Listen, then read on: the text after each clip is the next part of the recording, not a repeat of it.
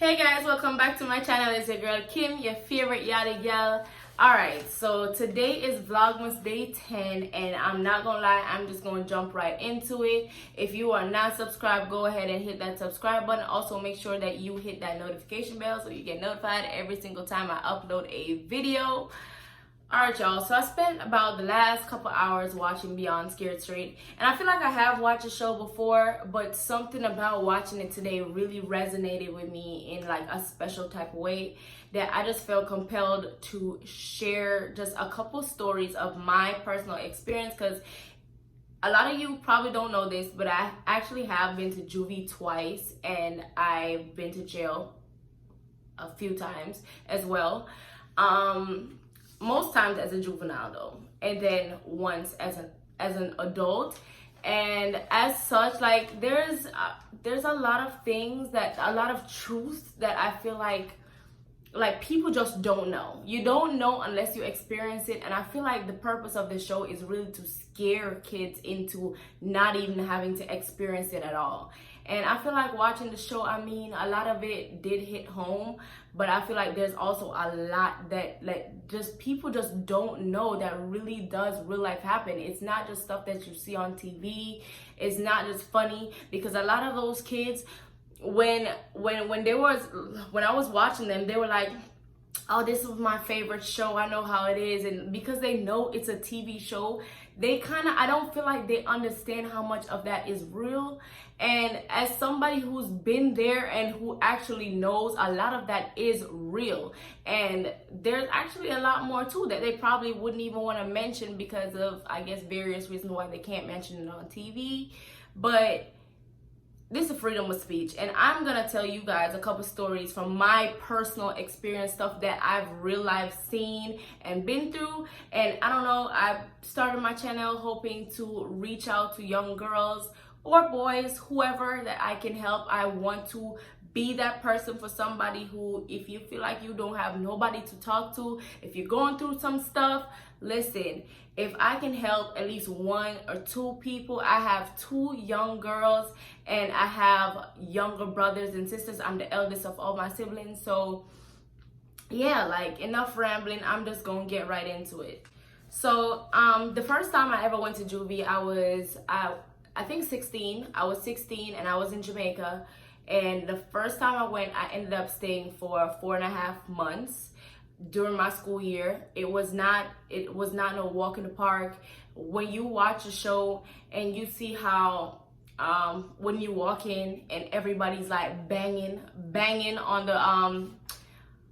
the grills, on their cells, banging in their cells, and everybody's all real loud and it sounds really chaotic, and you're like wondering like, why is everybody doing that in the show? Watching it at home, you probably feel like, wow, like they're really trying hard to scare these kids. No, that's really how it is. When I went in, instantly from the gate opened up, I could literally see like people's body parts hanging out the windows. Like the windows were, first of all, this small, like this small, and you could see like everybody was crowded around the windows. People were sticking their arms out and all types of stuff. So off rip, it was all eyes on you. Like you really are fresh meat, and people are actually real life excited every time they see a fresh face in there. Because you gotta think about it, a lot of these girls are locked up for life, or they've been there for so long that they see the same people over and over and over and over and over again.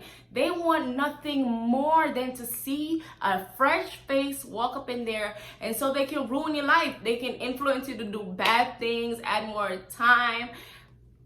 They can influence you to do bad things. They can have their way with you, just all types of stuff. So it is a real deal. Like when I walked up in there, like going to get checked in, people was real life violating my space. There's absolutely no such thing as like privacy, your personal space, nothing like that once you get there, for real. It's really like that. You walk in and people are instantly touching you. You don't like being touched? Well, then you need to like straighten up and stay home where you have your freedom, where you have your own bedroom, or even if you share a bedroom, it's with people you actually know and care about. When you're there, like you don't know anybody. You walk into a room full of strangers, and these are now your family. This is where you live. This is where you sleep, where you eat. These are the people that you see every single day. The CEO or the house moms, those are your parents now. Because you only see your parents on visitation day, and not everybody actually had parents visit them. I was there, and my mom kind of did a good job like coming to visit me and stuff like that. For the most part, she came pretty much every week, and I realized that was a luxury. Because of that, a lot of girls actually try to befriend me, because of course when my mom came, she would bring snacks and shit.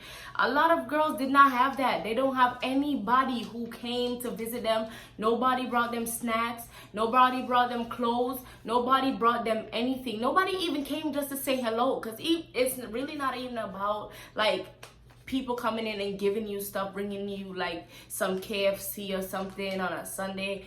It's not really about that. When you've been there for a long time and like being mentally broken down every single day, a lot of times it's just really refreshing just to see a familiar face, somebody you know for sure that loves you, or that you know, somebody that you feel like loves you, somebody who can like just that little hope, you know, that you can cling to and be like, you know what, this person believes in me, they keep coming here, I'm gonna do better.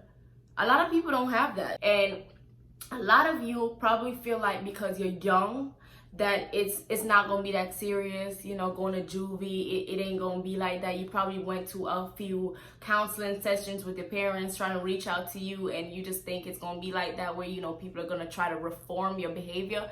No, once it gets to that point, don't nobody care. And I can tell you that because being there, I can honestly say that I do not feel like the system is set up to actually reform anybody. If you do get reformed, then good for you. But it's not set up to like encourage you to do that. You kind of have to want to do that on your own, because you'll constantly have people in your face telling you you're worthless, telling you you're up to no good, telling you that you're going to end up dead, telling you that when you get out, you're going to end up pregnant with like 10 kids. You ain't going to have no baby daddy. Like they will tear you down. I remember when I was there, ever since the first day, like they were called house moms. It's sort of like the same thing as like a CO, but in like juvenile form. And I remember them constantly shouting at us and telling us that the only reason that we were there was because like nobody cared for us and our parents didn't want us. And I mean, that's stuff that you don't really tell to people when you get out. Be like, you know, this is what happened. So a lot of it I've like buried deep in my mind, but I will share today. And then a lot of times when you go in as a juvenile, as a juvie, you go in for something like really simple. I can tell you off rip, this is not about me, so I'm not gonna really dive into what I did, but it was not nothing serious. It really wasn't. But the minute you go into the system, it's just that you've already been got. You've been got, and then it just makes it that much easier for you to go back again.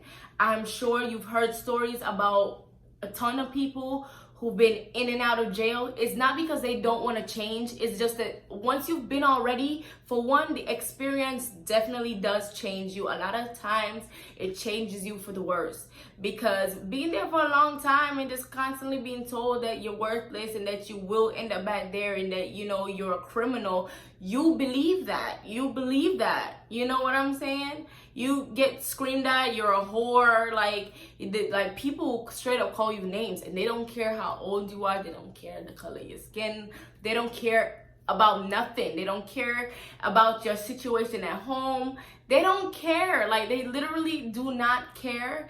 And I say that I know that for a fact, because the second time I went to Juvie was literally just because I was there the first time already, and the second time was just something so simple, but the fact that I already had been, and you know, I was having court dates, that one simple slip up that's like typical teenage behavior ended up like having me go back again.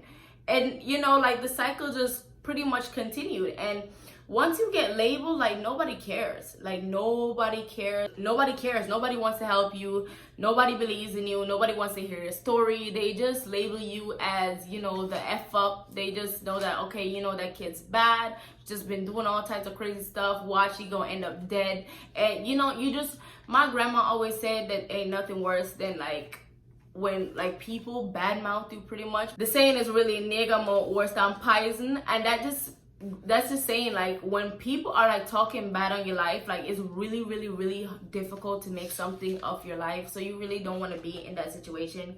I've seen a lot of things. There's no freedom. The minute I got in there, I was told to strip down, you know, stoop, cough, all that good stuff. Like, it's a real deal. It's not just something that they say in videos, like, that you gotta spread your butt cheeks and cough and do all that stuff. Like, you really do have to do that in real life, because people smuggle things in there or try to, just to make their stay a little more comfortable. And you will find out that most times people don't have your best interest at heart. I remember one of the stories that I'll share. There was this girl who the area that I was locked up at first, there was guys that would constantly come to the fence and, like, talk to the girls and try to influence them, like, listen, if you run away, we got you, we'll pick you up. And they try to make arrangements with the girls to run away.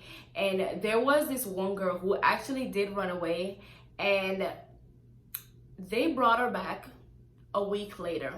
A whole week later. Like, we had forgot about her. We was like, oh, well, she didn't get caught or nothing. Like, she probably made it far. No, she didn't make it nowhere. Nowhere at all. The dudes in the area that influenced her to run away picked her ass up, and they had her, and they were having their way with her for a whole week. Only God knows, and herself, of course, what really happened to her. But I can tell you this, when she came back, she was a whole new person. She couldn't stop peeing her bed because she was raped severely over and over and over by multiple people for so long. And I'm guessing it was like, it was bad for her. Like, it damaged her, you know? She couldn't hold her own urine up. Like, she was bleeding like crazy when she came back. She couldn't stand up. Like, she had to be hospitalized. And they pretty much had her and was raping her until she was this close to dying. And then they just brought her and left her right at the gate. That's what these people will do to you. These people that you think care about you, that you want to be so hard for, that you're trying to prove that you're a thug. Like, a lot of these people kept saying that, you know, like, they were doing these things because they felt like they needed to be that person. They needed to, like, create that image for their friends. Like, well, first of all, what kind of friends do you have that want you to be that type of person? If your friends need you to be a thug or need you to be a ride or die, then you don't need those kind of friends. That's the problem right there already. And that tells me too that you're not a leader. And the worst thing about getting in trouble is when you don't even get in trouble for doing something that you wanted to do anyways. You sit there and you realize when everybody is gone that, dang, like, I really got in trouble trying to hang out with these people or trying to be cool with these people. And then when you realize when you locked up, it's just you, boo. It's literally just you. One of the saddest things that happened to me while I was there, and this is actually what made me cry for the first time, because like y'all, I was trying to be a ride or die. Like, I was constantly getting in fights, defending my friends, people that I know for a fact will not do the same for me. A lot of those people I don't even talk to today, and it's not like they did anything to me, but just realizing, like, over time in life, the things that matter to you so much when you're a teenager, you feel like you have to go to this party, so you're gonna sneak out if your parents say you can't go. It is not that deep, because in a few years, when everybody is busy getting their life together, everybody's gonna drift apart, they're gonna go their own separate ways, and then you're just gonna be left with a record. You're not gonna be able to get a job. You're gonna realize you wasted so much of your time trying to be cool with these people while they was busy, like, looking out for themselves. And it's unfortunate, but that's just the way the world is, boo. Like, that's just how it is. And so back to what I was saying, like, one of the saddest things that happened to me while I was there was that I had a classmate that lived in the area. And every single morning, they would wake us up at 5 a.m. We had to wake up and shower, make a bed, and then we had to go outside in the yard to like pretty much have like devotion and little exercise and stuff. I'm talking like early in the morning, like at 7 o'clock, before we could eat, mind you. And every morning I would watch this boy walk to the bus stop and stand there and wait for the bus to go to school. And I mean, I would watch him every day, but it took me a few months for it to, I feel like every single time I saw him, it ate at me a little bit more and more and more and more each day. So eventually I just broke down, realized that these people that I was like going so hard for, like everybody's life carries on when you done messed yours up. When you're riding or dying for people and you actually real life die, because it's not a game and it's real life shit, and you really will die. Like you really will die. These people will just continue living their life. Some of them might not even go to your funeral. Some might. They might cry. They might write a couple posts on your Facebook page for probably like, let's say even a couple months after you die, saying that they miss you, they wish you was still here, or they might think about you literally the day that you died every year for probably a couple of years, but only for that one day, like when Facebook sends a reminder or something. Like their life just carries on. Your life is over, but their life carries on. So I need you to think about that and think really long and hard before you make these lifelong decisions that you cannot take back once it's too late. You know, trying to be so hard-bodied for friends. It's really not worth it. I've seen the girls in there, I'm telling you, I don't know about everywhere, because on Beyond Scared Straight, I was seeing where like they had like the more hardcore people like kind of separated off, and they had like one of the prisons had like homosexual people like separated off. Where I was at, and mind you, this was a juvenile facility. Let me tell you something. If you're in Jamaica, the prison system is overcrowded. It's overcrowded. They were housing like literal juveniles at Fort Augusta. And if you don't know what that is, that's a female adult prison in Jamaica. And yeah, there were juveniles there because they don't have enough space for y'all. They don't have enough space, so you're not going to be comfortable. You're not going to be in a spot with other people that's running away and doing light shit. You're not. The girl who was sleeping right next to me was there because she murdered somebody. And then two other people who were sleeping like 2 beds over from me, they both had AIDS. And there's nothing separating y'all. Like, it's very unsafe. It's unsanitary. You don't have no privacy when it's your time of the month. You're literally standing there in a room full of people and you're changing your sanitary napkin. You're taking showers in front of 100 and something or more girls, because it was like 100 and something where I was at, and there was no shower curtains because they don't want y'all to hang yourself and do anything crazy. So there ain't no privacy. You about to use the bathroom, the door is not even there. You're gonna literally be using the bathroom, first of all, on top of other people's mess already, because half the toilets don't work. So you walk in, it stinks. The whole dorm stinks, actually. It's not just the bathroom, because it's all one building. So the whole area just stinks. It smells like pee and poop constantly, and when you want to go, like, there's no closing the door, there's no reading a magazine, there's nothing. So half the time there's not even toilet paper. So that's definitely not the life you want to live. Like, it's dirty. And then I also want to share this story too. A lot of times, a lot of girls go there, and it will most definitely change your life. Like I said, for the better or for the worse, that's up to you. But you know, there's a lot of gangs there, because a lot of people on Beyond Scared Straight too was like in there because they was trying to be in a gang. I'm like, a gang?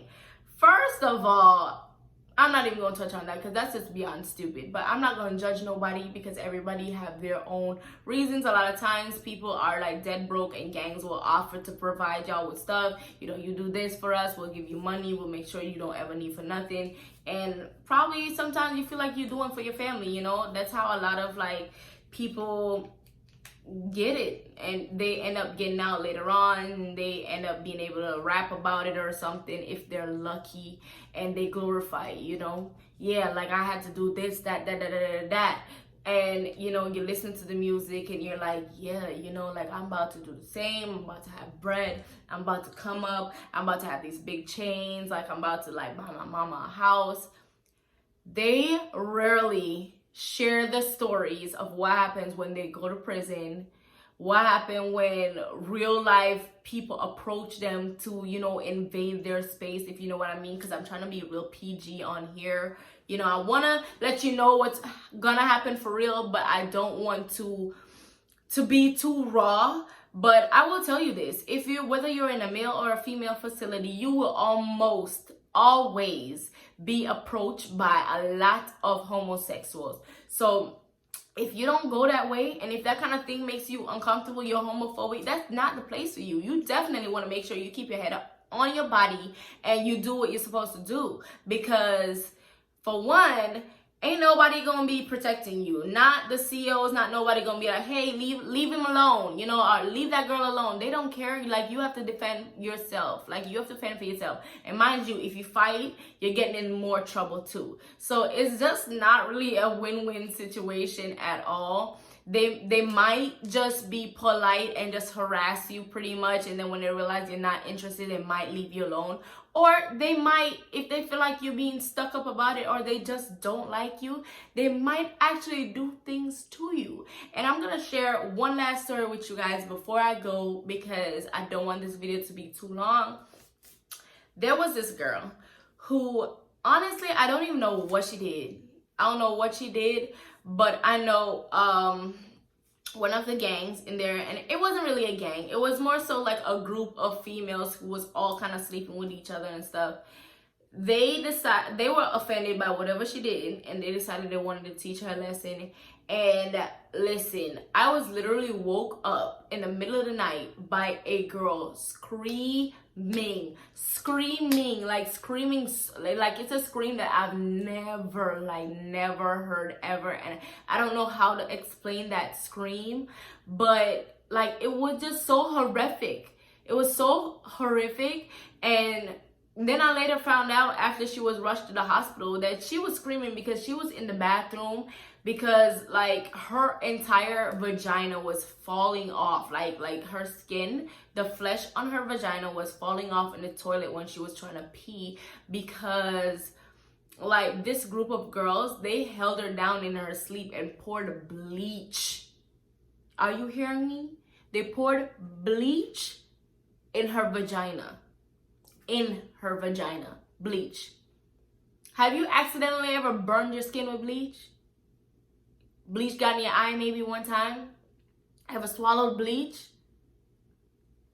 Because half of y'all can't even imagine, I can't imagine what bleach inside your vagina would feel like. Shoot, have you ever took a shower and put soap too far up your vagina and feel that burn? Could you imagine if that was bleach? Like, they literally, I don't know if that girl could have kids now. Like, that could have real life did some like lifelong damage. And the fact that nobody was there to protect this girl, nobody was there to prevent that. It's not like prison where everybody has their cells and you pretty much just have to worry about your cellmate. Like I said, it was one big open ground. There was nothing standing between you and the people that do not like you. If they want to get you, they will get you. And it's not your mommy that's gonna come save you. And if your mommy come visit you and you be like, look, they beat me up in here, they keep bullying me, that's not gonna help you. All she gonna do is cry and be like, damn, like I really wish I could help you, but she can't. She gonna cry herself home, and you gonna go right back to where you was at. They have counselors. You can sit and talk to the counselors. You like to blame people for your actions. You like to say, you know, my family is the reasons why I act like this, or because I don't have a dad, or because this person did that to me. That's cool. You can sit and vent to the counselor. But she's not going to recommend you to get out just because she understands or she feels sorry for you. At the end of the day, your actions is what is going to get you out. And your actions is also, unfortunately, what will get you in. So, yes, people might do you wrong. And yes, a lot of times, like, you feel like you know, you have something to prove, or you feel like, you know, you're doing the right thing, or, you know, it's an honor thing, or, you know, like somebody did this to you and it's just a reaction, you know, for everything. There's an equal or opposite reaction, right? Yeah, but that reaction doesn't have to be negative. You choose what that action is, because you're going to have to live with the consequences. That's all I'm going to say about that.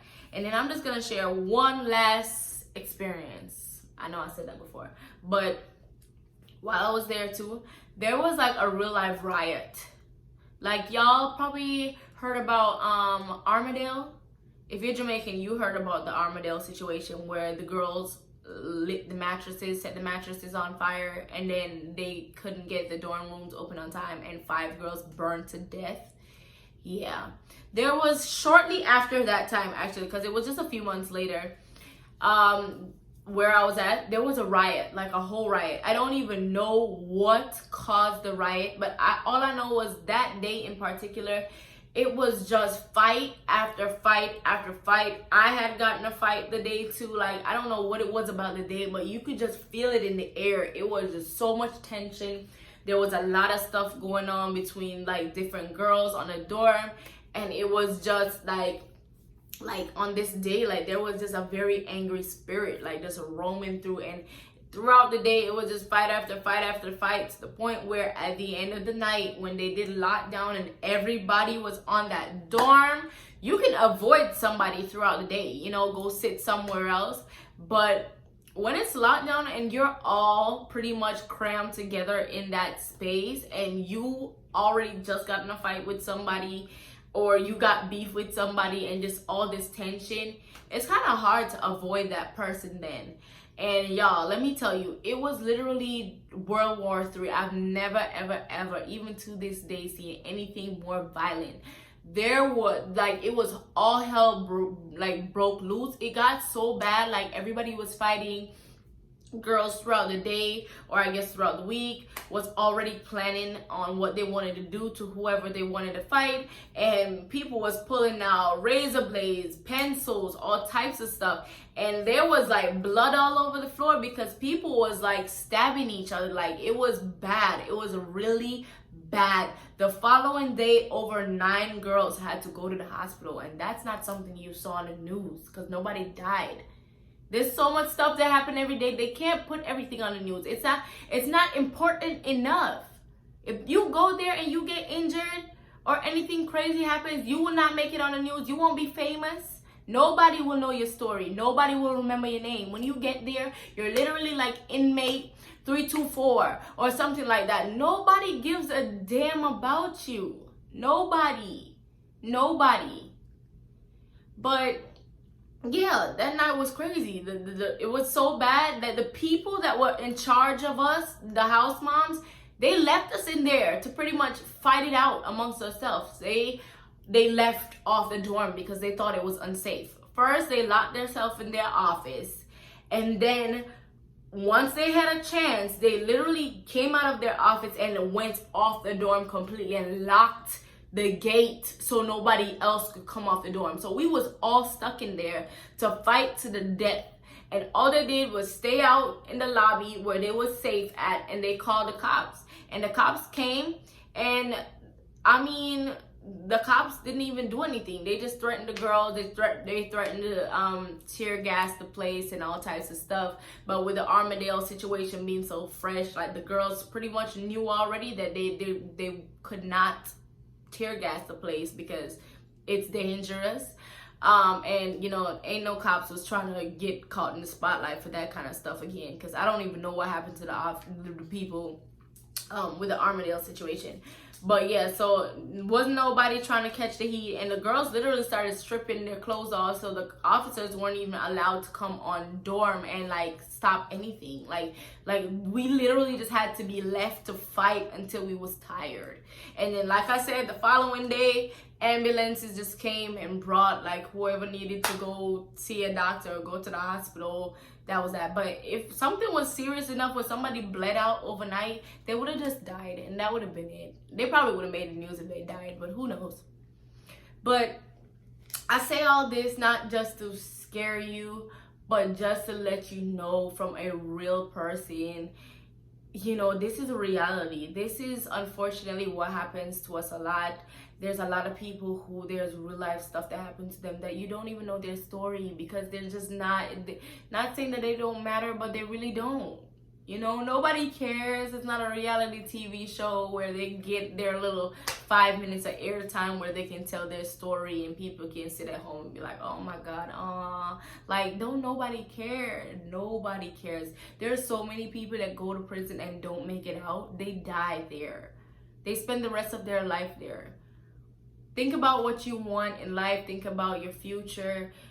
Like there was so many sad stories on Beyond Scared Straight. There was somebody whose mom died while they were there, and they didn't even get to go to the funeral. Like, they were sent pictures of their mother in the casket. Imagine being locked away and then hearing that your mother passed, and then having to basically experience the funeral through pictures in a lonely cell by yourself.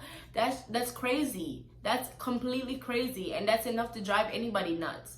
And just remember this, a lot of people are there for life. So if you end up there for something as stupid as petty theft, or just like something so stupid, you know, like weed or something, these people who are there who are real life murderers or who ain't got nothing to lose, they will make your life living hell.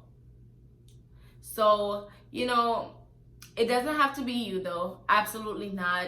If you're going down the wrong path, I can tell you I have been there, and I would like to say my mom's proud of me now. You know, I've done a lot better for myself. You know, I've only been to jail one time since I was grown up, and that was not even like, that was completely out of my control. But yeah, like I've completely turned my life around, and it's sad too to see that a lot of these girls like really don't believe that their life is worth anything. And that's one of the reasons to why I wanted to make this video, because I want you to know, like, whoever is watching this video, that you are valuable, that your life does mean something. Somebody out there loves you. It might not be the people that you're trying to get love from, but best believe you are worth loving. And if the people you're trying to get love from don't love you, don't sweat it, honey. There's plenty of people in this world. You find somebody else. You find other people. You just shine your light as bright as you can. You be the most positive person that you can be. Pray and just believe in yourself. Believe that better days will come. And a lot of those same people will come around like later on. And it's up to you if you want to, you know, reserve a space for them in your heart or not. But you don't need to throw your life away because you're upset that you're not getting, you know, the love and attention that you feel like you want from your parents, or because you're trying to fit in with friends. Like, it's not worth it. It's not cool. It's not cute. If you're out there being promiscuous, you literally will die from diseases. Like, there's so many people out here nowadays that have AIDS and herpes. Like, listen, those stuff, you can't cure them when you decide to change later on in life. You can't say, oh, I was just being young and dumb. No, you've already been got. That's it. It's just a matter of time now. Whenever you're going to die, that's it. So change while you can. You know, seek help if you must. Find a family friend. Reach out to me, damn it, if you feel like you don't have nobody else who you can talk to. You can always shoot me a message on any one of my social media sites. I'm pretty good with responding to people. And yeah, I love you guys. And I will see you tomorrow for Vlogmas Day 11, baby. Yes, Vlogmas Day 11. Oh. All right, y'all. Bye. I will see you tomorrow. Peace.